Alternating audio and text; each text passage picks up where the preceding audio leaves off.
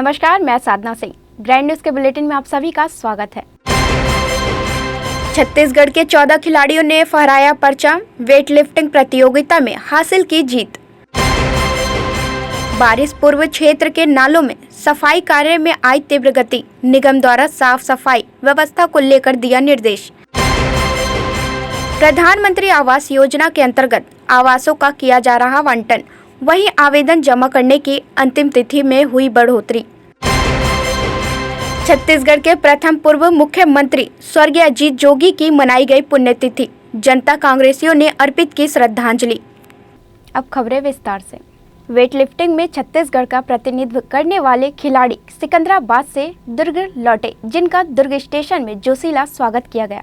सिकंदराबाद में 2 दिवसीय weight lifting प्रतियोगिता का आयोजन किया गया, जिसमें छत्तीसगढ़ का प्रतिनिधित्व करने छत्तीसगढ़ से 14 खिलाड़ी सिकंदराबाद गए थे, जहां उन्होंने अपने खेल का लोहा मनवाया और 14 खिलाड़ियों ने मेडल हासिल कर छत्तीसगढ़ का नाम रोशन किया।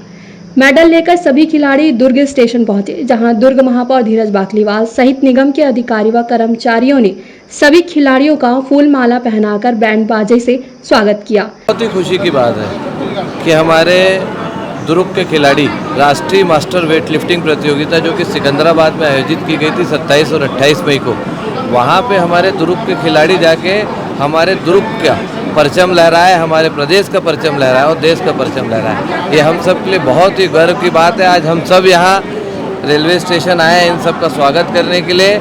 और जब से प्रदेश में माननीय मुख्यमंत्री भूपेश बघेल जी के नेतृत्व में कांग्रेस की सरकार बनी है, लगातार खेल कूद में बढ़ावा देने का कार्य सरकार द्वारा किया जा रहा है। पहली बार देखने में आ रहा है इतने अवार्ड हमारे लोगों को मिल रहा है। जैसे कि आप देख ही रहे हैं, दुर्ग की आकर्षी कश्यप, अभी बीच में उद्धव शर्मा जी भी 9 देशों में स्वर्ण पदक लेके आए। तो ये बहुत ही गर्व की बात है। हम लोग मतलब अपनी खुशी का इजहार कैसे करें, हम आपको बता नहीं सकते। मैं यही कहना चाहूँगा कि किसी भी क्षेत्र में अगर आप हैं तो उसमें पूरे तन्मयता से आप उसमें पार्टिसिपेट कीजिए, और जो तन्मयता से पार्टिसिपेट करता है उसको सफलता जरूर मिलती है।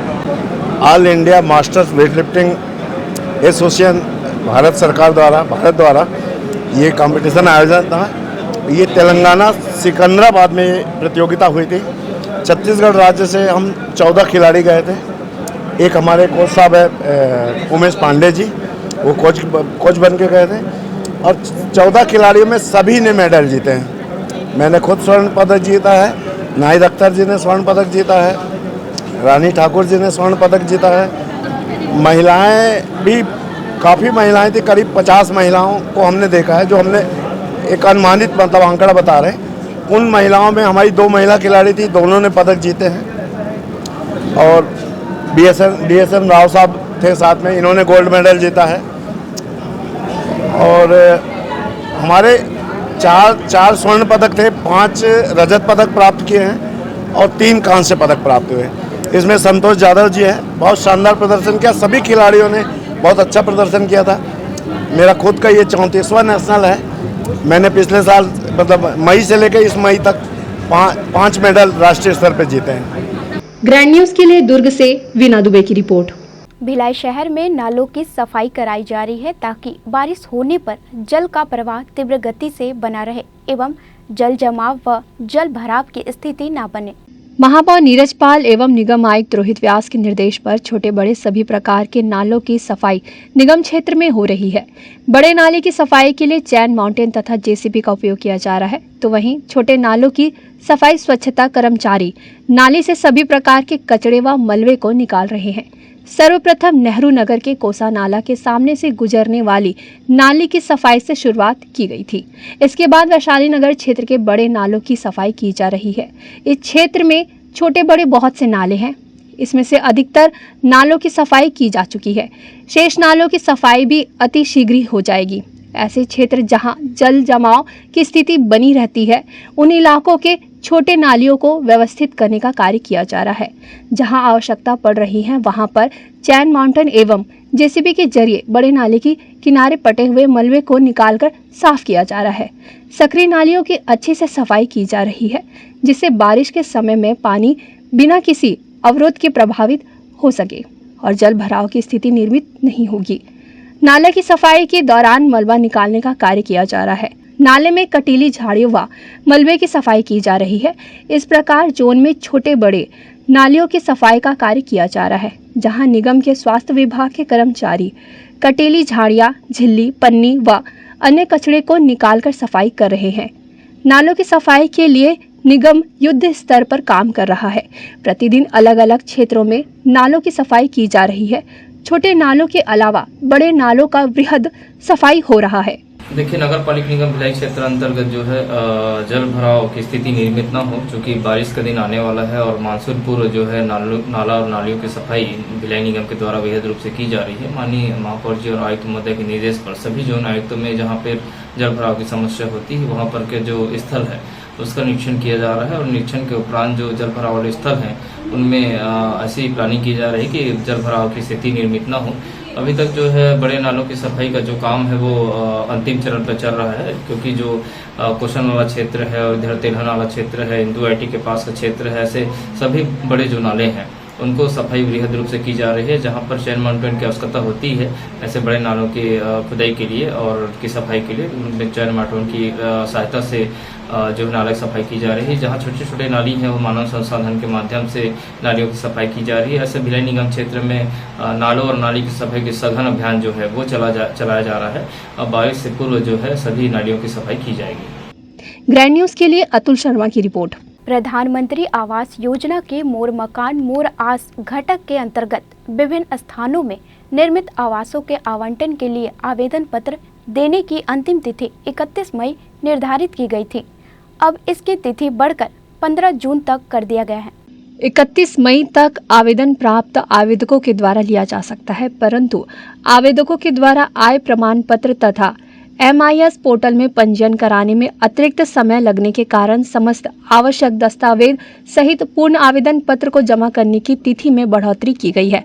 15 जून 2023 तक पूर्ण आवेदन पत्र अब आवेदक जमा कर पाएंगे। आवेदन के साथ पूर्ण दस्तावेज जमा करने में लगने वाले समय को देखते हुए महापौर नीरज पाल एवं निगम आयुक्त रोहित व्यास ने आवेदन जमा करने की तिथि को 15 जून तक बढ़ाने का फैसला लिया है और इसके निर्देश जारी कर दिए हैं।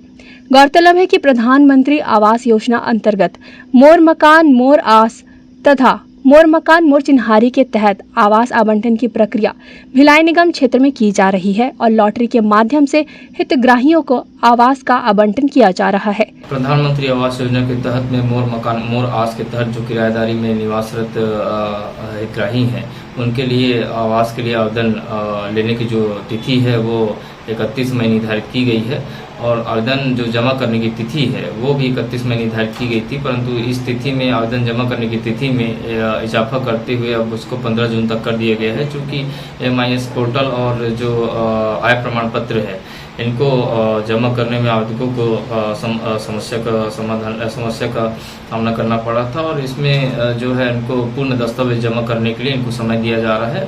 15 जून तक के जो है आवेदन जमा करने की तिथि रखी गई है और 15 जून तक जो है आवेदक जो है वो जमा कर पाएंगे। ग्रैंड न्यूज से अतुल शर्मा की रिपोर्ट।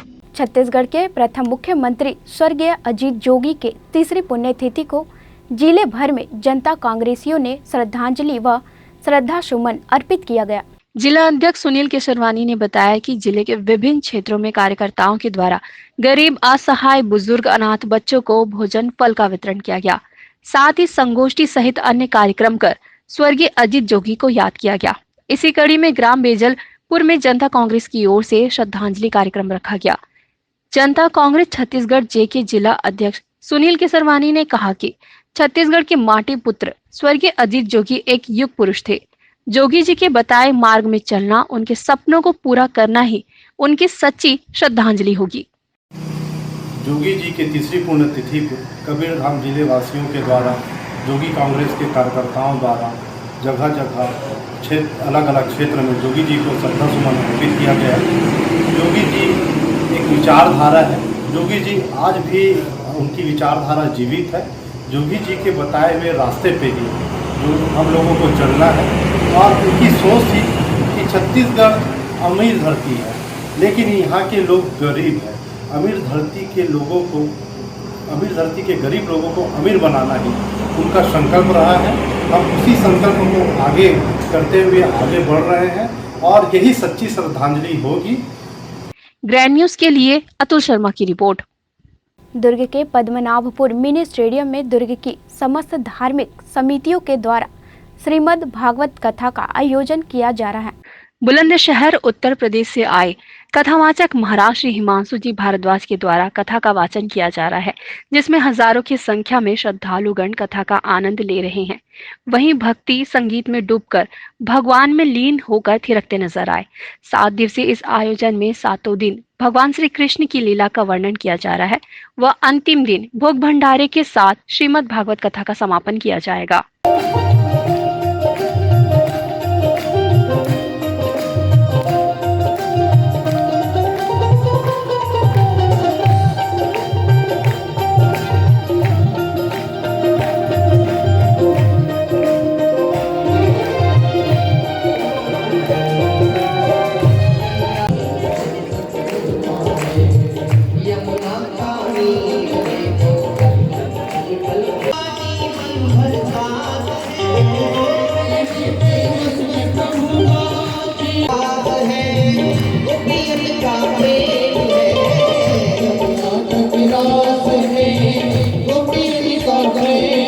ग्रैंड न्यूज के लिए दुर्ग से वीना दुबे की रिपोर्ट। वक्त हो चला एक छोटे से ब्रेक का, बने रहिए ग्रैंड न्यूज के साथ। खबरें और भी है।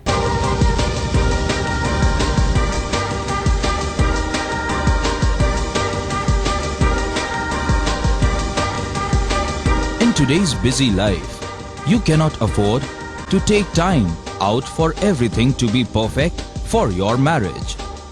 And you cannot compromise on quality of service for your guests. Our customized marriage packages are made just according to your wish. This presentation will acquaint you with the different luxury-packed marriage packages available. This package has an elaborate menu with 60 mouth-watering items. Bharat Swagat including welcome drink, snacks and sweets. A breathtakingly decorated welcome gate and the arena decorated with flowers. To give you the best colors in view, we organize special light effects for all areas. We take care of decorating the groom's car to its best attire and exclusive DJ beats for extreme fun and valet parking to make your guests feel like an emperor. Our exclusive add-ons give you unlimited freedom to customize your ceremony to its best.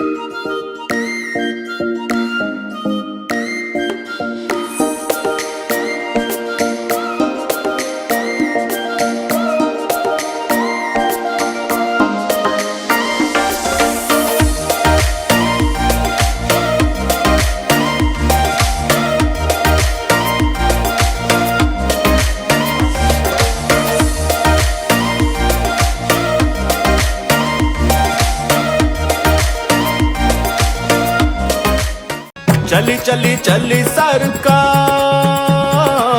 देखो देखो जनता के द्वार।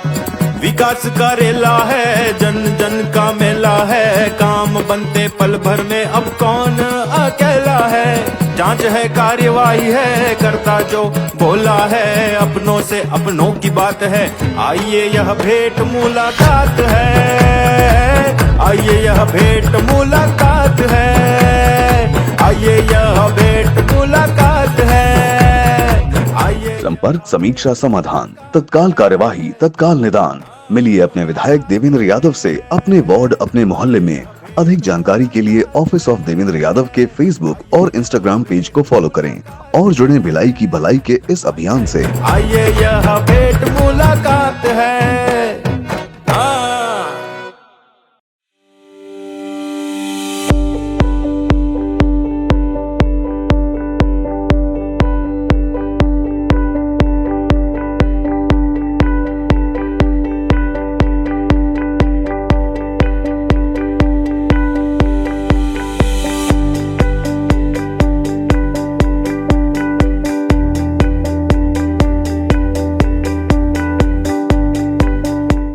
के बाद आपका स्वागत है। भिलाई के सभागार में आज क्रेडा ने आय ट्रेनर ने निगम के अभियंताओं को एनर्जी कंजर्वेशन को लेकर प्रशिक्षण दिया। 2 दिवसीय प्रशिक्षण में एनर्जी सेविंग के बारे में निगम के अभियंताओं को जानकारी दी गई। आज प्रशिक्षण के प्रथम दिन ट्रेनर प्रीति गुप्ता ने अभियंताओं को प्रशिक्षण में बताया कि पहले रोशनी के लिए बल्ब का उपयोग किया जाता था, फिर इसके स्थान पर LED लाइट का उपयोग किया जाने लगा। इस प्रकार धीरे धीरे परिवर्तन आने लगा है और एनर्जी कंजर्वेशन की ओर आगे बढ़ोतरी हो रही है। इसी प्रकार बिल्डिंग के बारे में विस्तार से प्रशिक्षण में जानकारी दी गई। सूर्य की दिशा के हिसाब से इसका आउटसाइड की दीवार की मोटाई कितनी होनी चाहिए, छत की मोटाई कितनी होनी चाहिए, घरों में खिड़की होना कितना आवश्यक है और इसकी साइज क्या होनी चाहिए, बिल्डिंग में सिंगल ग्लास डबल ग्लास का क्या महत्व है तथा डबल ग्लास क्यों होना चाहिए, इसके बारे में विस्तार से जानकारी प्रदान की गई। निगमायुक्त रोहित व्यास के निर्देश पर 2 दिवसीय प्रशिक्षण का कार्यक्रम भिलाई निगम के सभागार में रखा गया है, जिसमें एनर्जी कंजर्वेशन के बारे में अभियंताओं को जानकारी दी जा रही है।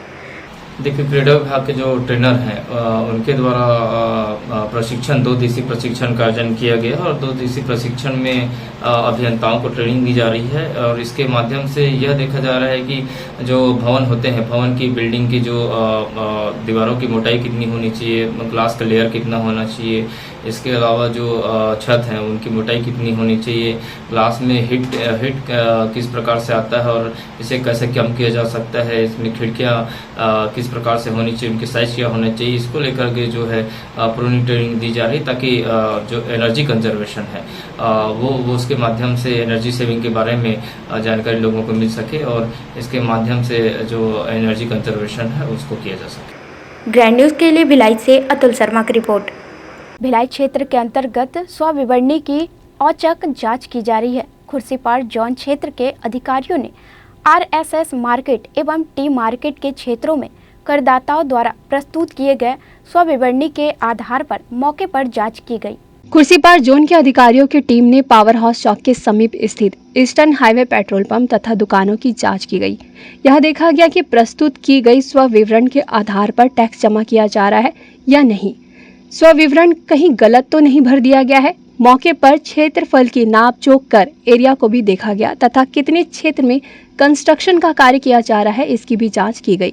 जांच में यहां पाया गया कि प्रस्तुत स्वविवरण के आधार पर टैक्स जमा किया जा रहा है। आपको बता दें कि करदाता के द्वारा टैक्स जमा करने के पूर्व स्वयं के द्वारा अपनी संपत्ति से संबंधित विवरण प्रस्तुत की जाती है और इसी के आधार पर टैक्स जमा किया जाता है। अगर प्रस्तुत की गई स्वविवरण के आधार पर करदाता के द्वारा टैक्स नहीं जमा किया जा रहा है या गलत पाए जाने पर सस्ती की राशि करदाता को देनी होगी। जांच में गलती पाई जाती है और 10% से अधिक का अंतर आता है तो टैक्स पेयर को अंतर की राशि का 5 गुना सस्ती निगम में जमा करना होगा। इसलिए करदाता के द्वारा विवरण सही दी गई है कि नहीं इसकी जांच आवश्यक है। गौरतलब है कि निगम आयुक्त रोहित व्यास ने संपत्ति कर की समीक्षा बैठक के दौरान रैंडम जांच करने के निर्देश सभी जोन आयुक्त को दिए हैं। इसी कड़ी में खुर्सीपाड़ जोन क्षेत्र के अधिकारियों ने टीम बनाकर रैंडम जांच की।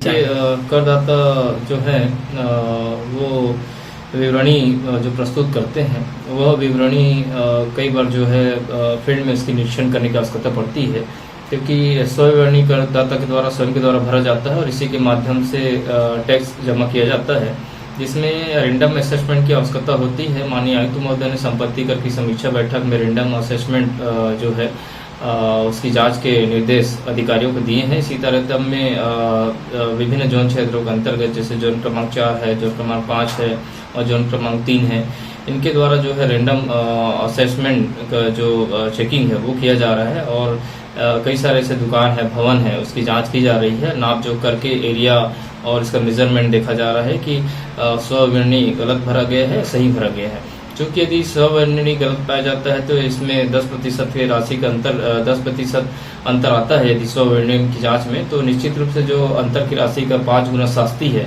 वह जो है करदाता को देना होगा, इसलिए इसका निरीक्षण आवश्यक है। ग्रैंड न्यूज़ के लिए अतुल शर्मा की रिपोर्ट। लोगों को तनाव से मुक्ति रहने के लिए प्रजापति ब्रह्म कुमारी ईश्वरीय विश्वविद्यालय द्वारा 8 दिवसीय निःशुल्क शिविर का आयोजन किया जा रहा है, जहां बिलासपुर से पधारी वरिष्ठ राजयोग शिक्षिका मंजू दीदी ने लोगों को तनाव से मुक्त रहने का संदेश दिया।